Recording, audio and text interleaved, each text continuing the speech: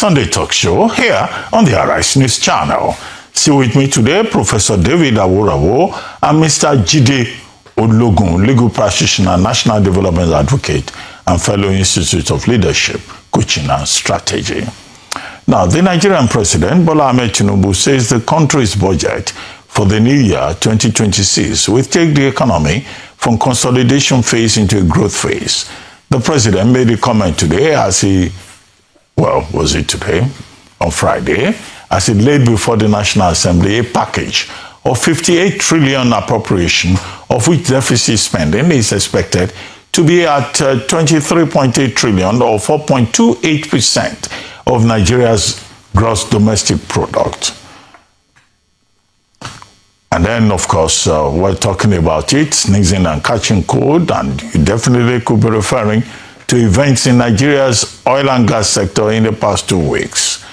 First was President of Dangote Refinery, Aliko Dangote, bringing a petition bordering on an allegation of financial misappropriation before the Independent Corrupt Practices and Other Related Offences Commission against Farouk Ahmed, Chief Executive Officer of the Nigerian Midstream and Downstream Petroleum Regulatory Authority, NMDPRA. According to the petition by Africa's richest man, Ahmed spent a whopping $7 million in 1 year to train his children in schools in Switzerland. A few days ago, President Bola Tinubu thanked him for his services to the nation and announced his replacement alongside his colleague in the Nigerian Upstream Petroleum Regulatory Commission, Gbenga Komolafe. Dan Kunle, an oil and gas business consultant, now joins me again here on This Day Live on Sunday to examine the background to that story, as well as share his thoughts on the 2026 budget as was presented to the National Assembly by President Bola Ahmed Tinubu. Well, very quickly, Mr. Kunle, thank you for joining us. Let's start with the issue between Dangote Refinery, or specifically Alhaji Aliko Dangote and Farouk Ahmed, engineer Farouk Ahmed. They said the witch cried last night, the child died the following day. And do you think that that connection can be properly established?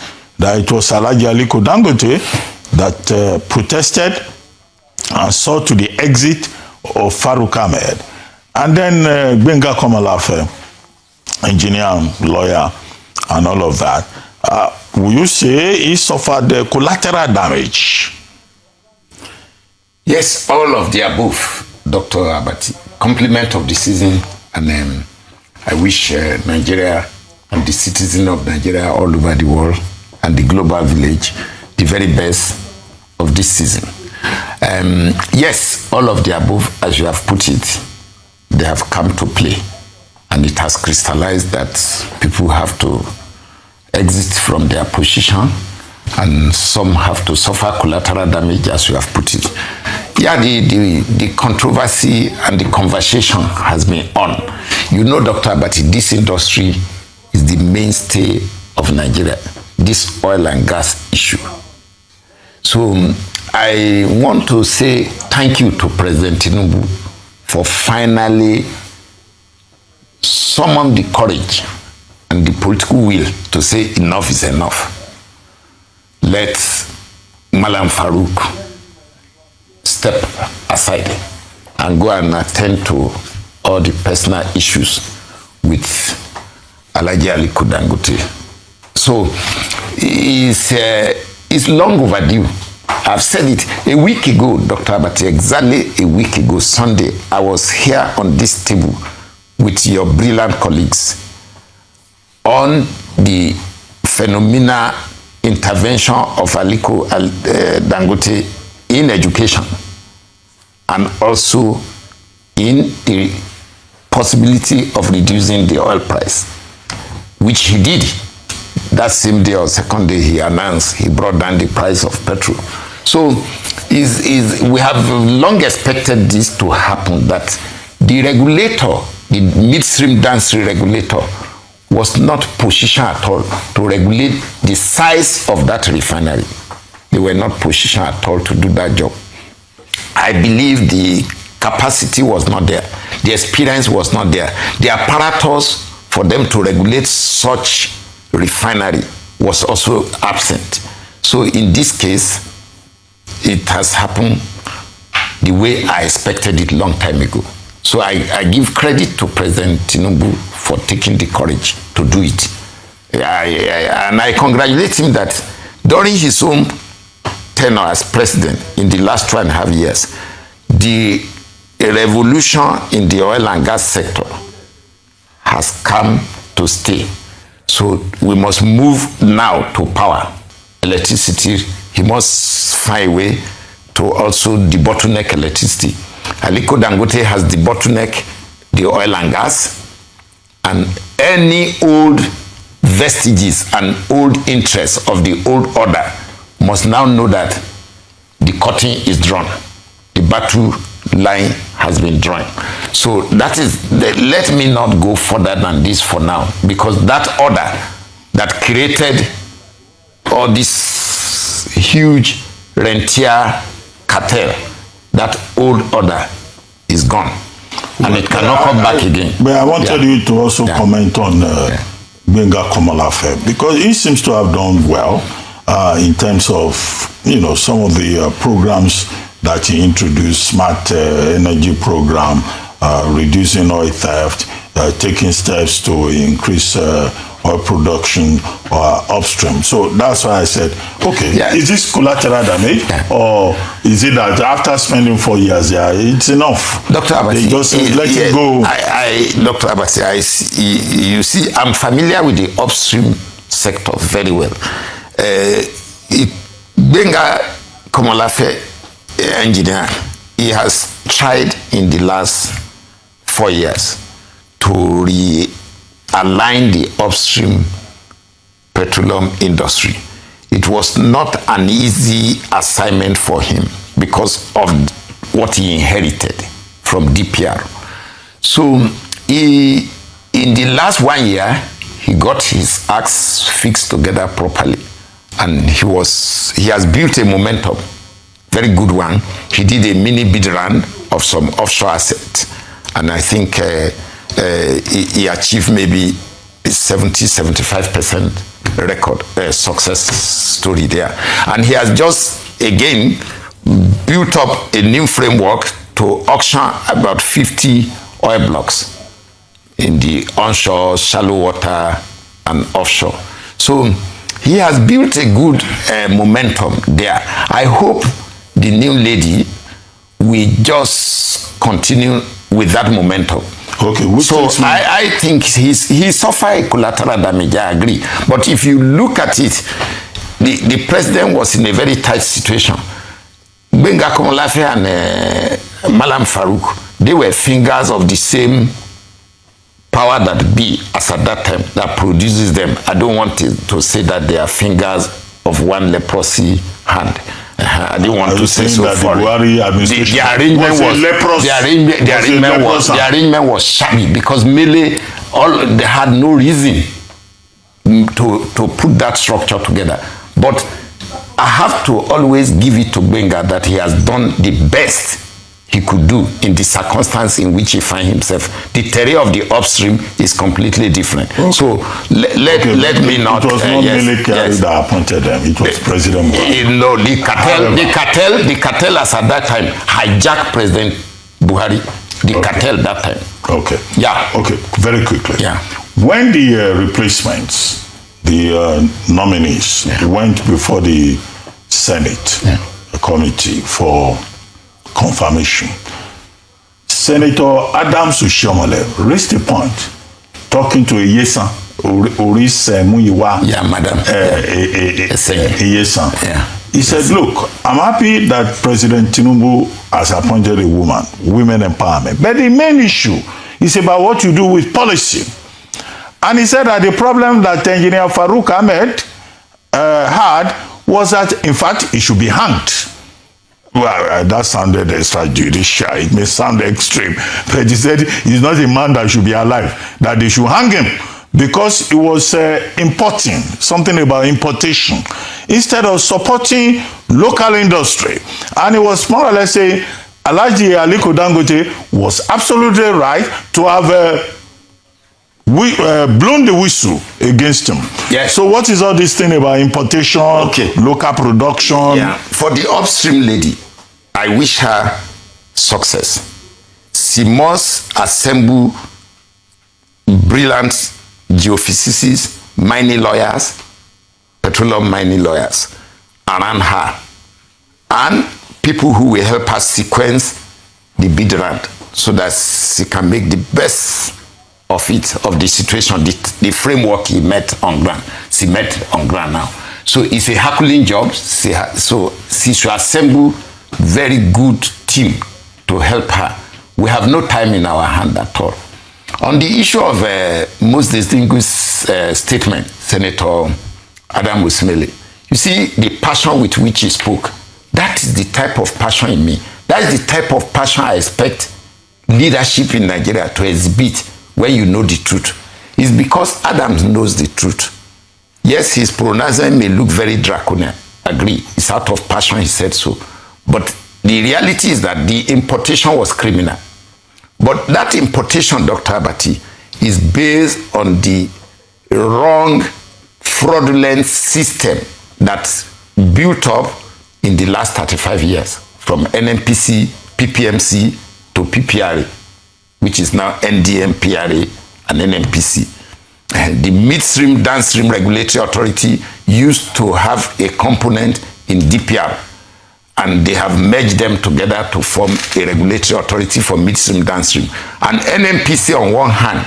So they created this scenario. They killed the refineries. You know, I said it on this platform before. And then their collaborators, all these Petronas, DAPMA, all of them, they now saw a huge opportunity to embark on this import racketing. And they made fortunes. Okay, that time and season allowed them to do that. But the end of the game is here. It cannot continue. So they should nurse all the losses. They have created big losses for Dangote in the last 18 months. Big one, over 1 trillion, close to 1.4 trillion naira has been lost by Dangote in the last 18 months. So if they, who are crying now, have lost some money, what of all the abnormal profit they have made in the past? What of all the large life they have created in the last 30 years out of you and me, out of our ignorance? So all the fingers that were involved in that era, it is time that President Tinubu should cut that finger. Maybe that's what Adam Usmele meant. It is time to cut that finger. All the fingers, all the hands in that pie, it's time to cut it. And Aliko has his mind and he's determined to end this fraudulent regime of oil importation in this country, because the cartel have become so big. They are hanging there in Togo. They are monitoring every day what is going on in that refinery to make sure they bankrupt the refinery. So if Farouk was part of the culprit, or the one that was willing and kneeling and willing to aid them, so be it. Let him now go and face, let him go and face all the allegations and the charges that ICPC may bring against him. So that is enough to keep him busy. Since he did not take exit when Mele left. If I were him, when Mele left, he would have left honorably. Okay. Yeah. Mr. Kunle. Yeah. So now ICPC has now said that Alhaji Aliko Dangote should appear before its investigators tomorrow to come and provide evidence to back up its allegations. They say he may appear or he may send his representative. They want to engage with him first before they now go to the next step of inviting Farouk Ahmed. Do you imagine that Alhaji Aliko Dangote has evidence, particularly with those allegations about corrupt embezzlement, use of public funds to send children to school in Switzerland? Because some people are saying Alhaji Aliko Dangote is just using power to intimidate, a public official. Dr. Abati, It's not true. I can vouch for Alhaji Aliko Dangote. He does not use power to intimidate anybody. Alhaji Aliko respects constituted authority so much that when you see his level of humility, how Alhaji goes to desk of officers on level 10 in ministries. Alhaji will never send somebody. We go there and say, Abokina, they say you are the one that's supposed to do this. Please, we are waiting. So it's not true. If he goes to ICPC tomorrow, I will not be surprised because he's a very determined person. And he's sitting on an investment that even if they ask him to come at magistrate court, he will go there. So please, don't let us join the group that say he want to use that to intimidate anybody. I will not be surprised if he goes to that place tomorrow because it's very painful. It's a deep issue. We shouldn't. When the Prime Minister of England then said Nigeria is fantastically corrupt, I mean, can you imagine the stigma? So if a level of a person like Dangote comes up and say, I have evidence against this person, he cannot remain on that desk. Once he proves it, it means the country is on the path of cleanliness. It means we are now going, public officers. Does it mean, as Senator Shomole prescribed, that if the man is found guilty, he should be hanged? No, since we have a legal system, the process, you are a lawyer, the process we now determine that one. You understand me now? Okay. So, but I believe it is time somebody must bail the cat. President Tinubu bailed the cat by removing subsidy, by bringing the economy of this country to ground zero, to say all the regime we have been running economically were wrong. Let's go back to 0 grand to regrow the economy of this country. The same thing Aliko now say, look, I bailed the cat to challenge public officer that I know is corrupt. And I'm ready to prove it. So he is ready to prove it. So we should give him that opportunity now. If I were him, I will go there tomorrow. And I will not be surprised if he goes there. Okay, very quickly, let's talk about budget 2026. Now, first concern, shouldn't we have our budgets in one single window?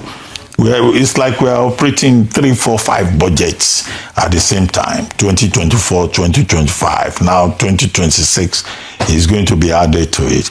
And then expenditure is over 54 trillion. Revenue is in the range of 34.33 trillion. Deficit is about 4.08%. And then if you look at the benchmarks, 1.68 million barrels per day, can we achieve that? No, actually 1.84. Then exchange rate 1,400, and then crude oil benchmark $64.85 dollars per barrel. How realistic are these estimates in the budget of consolidation, renewed confidence and resilience, whatever? President Dr. Abati, President Tinubu did very well in Lagos when he was governor. But honestly, his economic management team in the last 2.5 years, I still continue to doubt if he's really on top of issues. How many budgets are we going to have? 2024 rolling to 2025, 2025 rolling to 2026. So what is the meaning of that? How many laws are you trying to manage now? The Act for 2024, the Act for 2025, the Act for 2026 will come now. So I just see a model up in the entire thing. Is model up, it's not tidy for a nation. Must we run a budget of January to December? No law says so. It's just a convention. So why don't you run a budget of May to April so that you will know that, oh, once they inaugurate me 1st June, my budget will kick in and end on 30th or 29th of May next year. So why must we be fixed to December, January to December? Why? Why are we? What is wrong with us? I find it very confusing because even the school student and pupil know their calendar system is September to August every year. So they stick to it. So how can a country like this, we can't stick to budget circle? I mean, President Tinubu I think he need to still sit up and get his economic management team properly managed so that this haphazard arrangement on the issue of the rate they are using, whether they use 1.8, is not realistic. If I were them, I will still use 1.5 million barrels per day if I were them. So that if we now have excess crude, then we put it in excess crude account. If I were them, I will use maybe $57 to 1 barrel, 55 to 57 million to 1 barrel. So that if I have excess, I can adjust the budget. If I were them, all these projections, I will be more conservative if I were them. So if I respect the DG budget, but I don't know whether he is really on top of these issues with the president. It appears a lot of things are missing. And you and me, the more you look at the economic management arrangement of this country today, the more you get confused. Where is the money? Where is the funding for all the ministries and agencies? What is going on? You hear deficit of 30 trillion somewhere. You hear deficit of 21 trillion now. So when are we going to? And the central bank is sitting on certain money, does not want to intervene. So, Dr. Abati, this conversation cannot be consummated here because it's a serious matter that will require maybe workshop or seminar in the Ministry of Finance or Budget Office for the stakeholders and the managers of the economy of the country to really know exactly what is happening to their resources. Okay, Mr.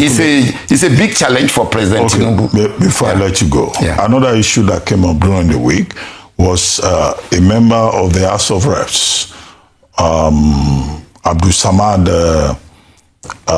Dasuki, PDP Sokoto, saying that the gazetted copy of the tax laws is quite different from what they agreed on the floor of the House of Reps. However, the Senate has not said anything about this. Now, the National Assembly has the vote book. Why don't they just publish their own copy so that we can look at, or is this a case of, nobody likes the tax man? They don't want taxation, because these tax laws have been very controversial, and now the law is there. It will become effective in January, and it's a loving document. Why don't they publish their own copy, and why don't they even wait and then amend the law? Dr. Abati, tax reform all over the world, before crisis era, during crisis era, to date, is always like this. It's very, very controversial, because human nature, we don't want to pay tax. We just want to enjoy whatever is provided. So, but on this serious allegation from a honorable member from Sokoto on the discrepancies between gazetted and the passed act or the passed bill, there is something I want the viewers and Nigerians to take away from this conversation, Dr. Abati. You are a lawyer. There is something that is sacred, statutory secrecy, and the authority that the signature of president carry anywhere in the world. The myth of the state, when you see the signature of the president on a paper, you feel the myth that this is power, political power, authority. How can president sign a bill to law, and what is being gazetted is now different? Is it typographical? Is it or is it the wrong draft? Exactly, or is it the wrong draft? So this type of issue is not about Christmas or New Year. When serious issues like this of national concern come up, we should expect all the authorities involved to quickly hold an emergency meeting and clear the air. Because again, it reflects on our character and attitude as a nation. Are you going to walk away now and say, oh, because of Christmas, you keep quiet? New Year, you keep quiet? For a serious allegation like this, if I were the president, I will ask the Senate and the Speaker that they should summon a meeting immediately if I were the president, even though they will say I'm intervening, but I will say, look, I can't stomach this because my signature carries authority. The highest authority after God is president of a nation. So how can he sign something and the next thing that come out has been prohibited? I use the word, So there's a problem. Our reputation, IMF, World Bank, international lending institutions, how can they trust us? So that means even also look at it this way. The clerk of the parliament. But why don't they just publish their... Thank you. So why even this quiet, silent moment since that allegation was raised still shows our attitude, our nature, and why development is a problem. You don't hold back on things like this. Look, we had crisis of security and safety as a nation. Okay, but we had crisis what do you think generally of the fundamental issue of tax reform? Briefly. The tax reform, brilliant. Good work has been done. We need it in order for the thing to work in alignment with the new economic framework the country needs to build. So we need a new tax regime to work pari passu with the new economy we are trying to build from the scratch, because the economy of this country is at zero level. The only hope, the only person who gave us hope is Aliko Dangote with the refinery. He has opened up a new frontier for us. Otherwise, this country was sinking already. But he brought that, and it has come at the right time that President Tinubu, who is very, very educated in business and economics, is the president. So I expect the president to call Aliko to the room and now say, come, I have everything ready now for the economy to kick off. So I want some more investment in power. I want some more investment in agricultural production. I want this because I have new tax regime now that we align to drive the economy. So the citizen must be mobilized to follow. So that's the tax regime is necessary, is relevant. The tax reform, but not with this shady issue. It should be cleared immediately. Okay, maybe we should focus more on the substance rather than the controversy. Yeah. And since the lawmakers have the vote book, well, they can publish it. Yeah. After all, what is a gazette? It's just like a publication. Thank you very much. Yeah. Thank you. And don't forget, all the DAPMA, the Petronas, they should go and line up at Dangote Refinery if they want their business to succeed. All these campaign against Dangote. That sounds like an advert. No, no, not an advert. Oh, sorry, it's not an advert. It's for them to know that the era of rent seeking in NDPRA is over. Okay. Yeah. Thank you very much.